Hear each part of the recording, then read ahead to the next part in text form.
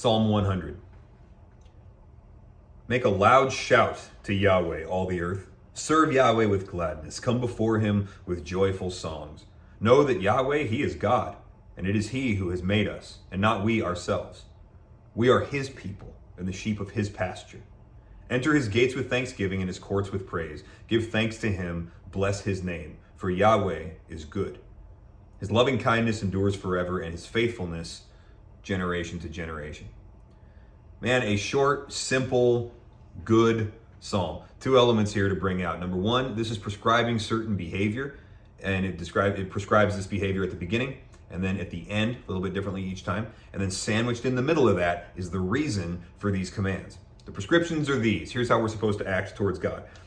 Make a shout to Yahweh, all the earth. That could be, that could be a shout of celebration. That could be joyful. It could be a battle cry when you got some enemies you got to fight, that kind of thing. It doesn't even prescribe what kind. It just says a shout. So make a shout to him, all the earth. That's everybody. We got to make disciples of all nations because everybody is under this command, right?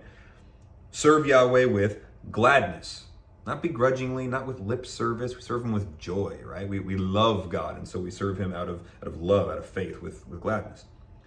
Come before him with joyful songs. Sing to God, right? By yourself, here in church, where you can kind of hide your voice if you can't sing underneath other people's voices, whatever, man. Sing to God. He loves to hear the kids singing in the back seat, all right? He's a dad. That's how he is. Verse 4, enter his gates with thanksgiving and his courts with praise. This is the reason, side note, this is the reason that typically when you hear me pray, I will start with thanksgiving for something. It's just a habit at this point, but it's because of this. You enter his courts with, you enter his gates with thanksgiving. When you approach God, you start with thankfulness. This is a good thing according to Romans 1, because the reason that entire societies fall apart and fall away from God and get turned over to their sin, it says, though they knew the commands of God, I'm summarizing, though they knew the commands of God and that those who practice such things deserve death, they did not acknowledge him as God or give thanks, right? So the lack of thanksgiving is at the foundation of a lot of decay and societal and individual apostasy. We fall away from God when we don't give thanks. It damages our relationship. So when we approach him in prayer, it's a good thing to start with thanksgiving. That's kind of what he's getting at here, right? And obviously they're talking here about when people were at the temple or the synagogue, there was a liturgy to this. You would start, when you entered into the temple, you would start at a certain gate with a psalm of thanksgiving. So there was actually a legal prescription to the liturgy here, but that's designed to teach us something. When you approach God, start with a thank you.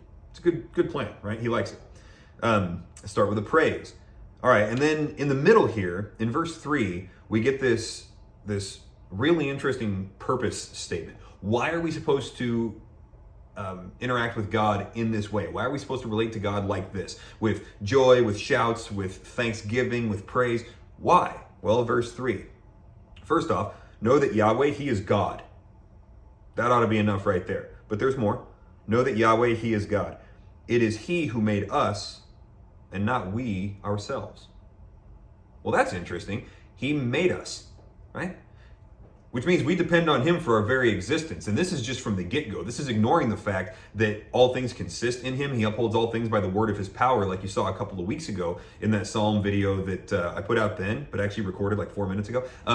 We saw that everything holds together in him, and it is by his word, by his decree, that we're not just flinging apart and ceasing to be right now. So we owe our existence to him from the get-go and then ever since then. So that's a good reason to approach him in whatever way he says is good for us and glorifying to him. Let's do that. So he's God. He made us. We teach this to our kids in the Catechism for Kiddos. If you've got that catechism that we wrote up, first question is, who made you? You say, God. Why did God make you in all things? For his own glory. Why should you love and glorify God? And the answer is because he made me and he deserves it. So this is what we teach our kids. He made us, man. He gets to prescribe whatever type of response he wants. And he has prescribed one with joy, singing, shouting, praise, right? So he's God. He made us. We didn't make ourselves. And we are his people, the sheep of his pasture. And there's a lot in there, the metaphor of sheep and all of that. But since this is a short devotion, I'll just say this. We are his. We do not belong to ourselves. We didn't make ourselves. We don't belong to ourselves. 1 Corinthians 6 would say it this way. You are not your own. You have been bought with a price. Therefore, glorify God in your body. That's the logic of God here. I made you. I sustain you. I created all things. And by the way, I'm God. Not me, but I'm quoting the Bible here, right?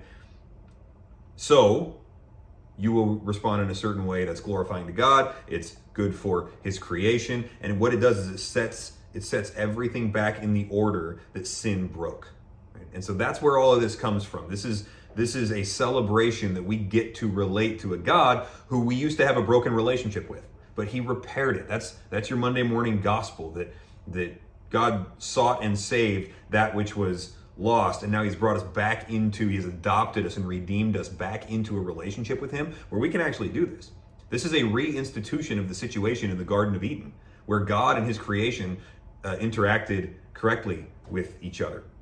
But sin came into the world, death through sin. The centrifugal force of the spinning up of his creation, when everything was at stasis, spin just spun us up and everything just flung apart. And he has put his hands around this whole thing and brought us back together and said, you are now the sheep of my pasture, right? I mean, what else would we do? He owns us, right? Respond accordingly. That's all the psalm is saying. He owns us. We respond accordingly. Let me leave you with 3 different ways in which God owns us, okay? So there's 3 different ways, basically. Sorry, my bookmark is messing with me here. There's 3 different ways in which you can come to own something. You can either create it. If you create something, you own it. That's why we get to name our kids, because we made them and we get to decide what they are called. It's a stamp of ownership. So you can make something, you own it. It's your property. Or you can find something and, hey, finders keepers, right? You discover something, you get it. Or you can purchase something. God has done all 3 of these with us. He made us. He came to find us, Luke 19:10, right? Jesus came to seek and to save that which was lost. And he purchased us with his own blood. This is Acts 20:28, that he bought us with his own blood. Again, 1 Corinthians 6, you have been bought with a price. He made you. He found you when you were straying like a sheep, right? And then he purchased you with his own blood. It's a right thing to respond to God, and thankfully, by the grace of God, through the work of Christ, we get to spend this week doing that.